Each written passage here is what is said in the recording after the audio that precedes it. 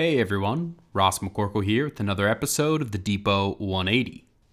The Pittsburgh Steelers are preparing to host the Miami Dolphins on Monday Night Football in what should be a frigid winter evening game. The National Weather Service is predicting about a 15-degree kickoff on Monday night, and that means the Dolphins, a team from southern Florida, that never gets about 15 degrees down there, is going to have to deal with some different conditions than they're maybe used to. And we've all seen the stats on Tua Tagovailoa's success in cold weather games through this point of his career. He tried to downplay it, but we will see what ends up happening there, of course. Usually on Friday episodes, I go through the injury reports for both teams and who was ruled out, questionable, etc.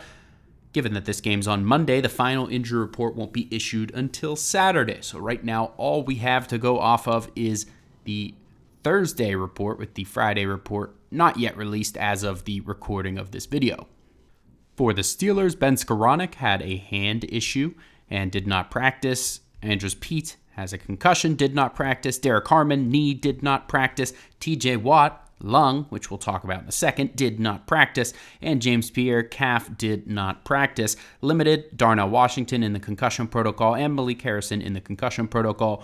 All others practiced, which includes Kyle Duggar, who did not play last week with a hand injury, and Patrick Queen, who barely was able to finish last week's game and made a heroic effort to do so. For the Miami Dolphins, running back Devon Achane, their star running back, was limited at practice, but he is expected to play.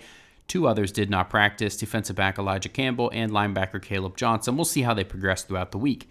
On to the biggest news story of the week, TJ Watt. What happened with his lung injury? At first, it was shrouded in a little bit of mystery when the team announced it. Not very many details to go around.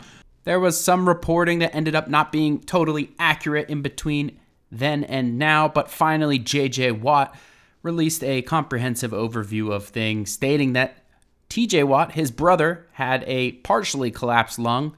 This was the result of a dry needling incident. It wasn't the exact same as Tyrod Taylor's situation back in 2020, but it does appear that the team might be potentially at some fault here in his injury. Insiders are saying that he is expected to play again this season, but he had to have surgery, most likely a minor procedure, to correct the small hole in his lung. He is now released from the hospital per his brother. It's probably safe to say he's not playing on Monday. Check out SteelersDepot.com, where Dr. Melanie Friedlander has a pair of articles coming with a comprehensive breakdown on this type of injury and the recovery process after a procedure. Let me know how you enjoyed the video on Twitter at Ross_McCorkle, and as always, visit SteelersDepot.com for your latest and greatest Steelers breaking news and analysis.